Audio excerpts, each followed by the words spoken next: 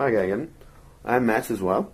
As in other very nice video you have seen before, we are talking about nanoscience and nanotechnologies. So, a way to manipulate the bricks of life to produce devices that could be used for our health, for curing people, for instance.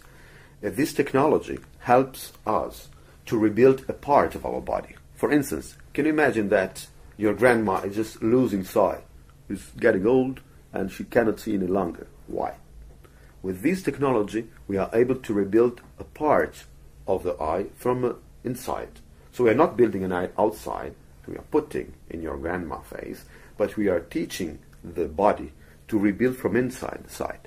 And as I can do this with the eye, I can do it with the ear, or with a part of the body that I've lost, or I've never had. For instance, the legs, the hand, a part of my central nervous system, which governs the body. Fine. So, in Europe, we have this idea. If we have a functionality that has been lost, with this technology we can rebuild it. But how far we can go? Can you imagine, for instance, we are rebuilding the legs of a person that unfortunately has lost them. Right.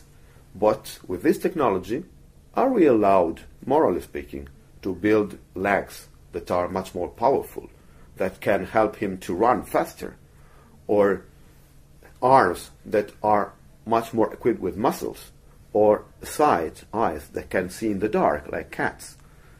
How far we can go? In Europe, we say, we go only to restore the functionality that has been lost. So, therapeutic use, not enhancement of functions.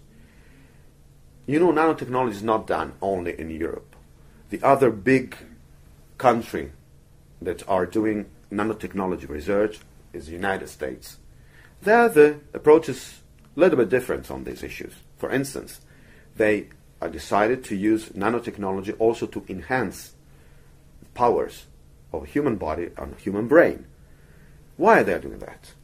So far, because they decided that this technology could also be used for doing research in the military field.